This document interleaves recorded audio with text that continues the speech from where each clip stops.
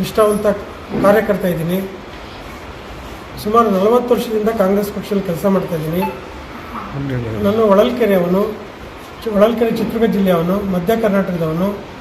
ಮಧ್ಯ ಕರ್ನಾಟಕದಲ್ಲಿ ಪರಿಶಿಷ್ಟ ಜಾತಿ ಬಲಗೈ ಜನಾಂಗಕ್ಕೆ ಅಸೆಂಬ್ಲಿನಲ್ಲಾಗಲಿ ಪಾರ್ಲಿಮೆಂಟ್ ಆಗಲಿ ಕಂಟೆಸ್ಟ್ ಮಾಡೋದಕ್ಕೆ ಸೀಟ್ ಕೊಟ್ಟಿಲ್ಲ.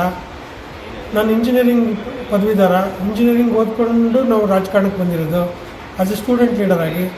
ಈಗ ರಾಜ್ಯಸಭೆಯಲ್ಲಿ ನನಗೆ ಪಕ್ಷ ನಾಮಿನೇಟ್ ಮಾಡೋದಕ್ಕೆ ಒಂದು ಅವಕಾಶ ಇದೆ. ಆದ್ದರಿಂದ ನನ್ನನ್ನು ರಾಜ್ಯಸಭೆಗೆ ಪಕ್ಷದಿಂದ ನಾಮಿನೇಟ್ ಮಾಡಬೇಕು ಅಂತ ಪಕ್ಷದ ಮುಖಂಡರಲ್ಲಿ ಕೇಳ್ಕೊಳ್ತಾ ಇದ್ದೀನಿ.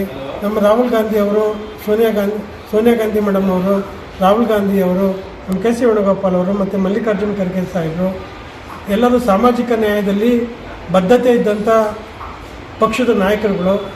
ನನಗೆ ಕರ್ನಾಟಕದಿಂದ ಪರಿಶಿಷ್ಟ ಜಾತಿಯ ಕೋಟದಿಂದ ರಾಜ್ಯಸಭೆಗೆ ನಾಮಿನೇಟ್ ಮಾಡಬೇಕಂತ ಹೇಳ್ಬಿಟ್ಟು ತಮ್ಮ ಮೂಲಕ ಮೀಡಿಯಾ ಸ್ನೇಹಿತರುಗಳ ಮೂಲಕ ನಮ್ಮ ಪಕ್ಷದ ಹೈಕಮಾಂಡಿಗೆ ನಾನು ಮನವರಿಕೆ ಮಾಡ್ತೀನಿ.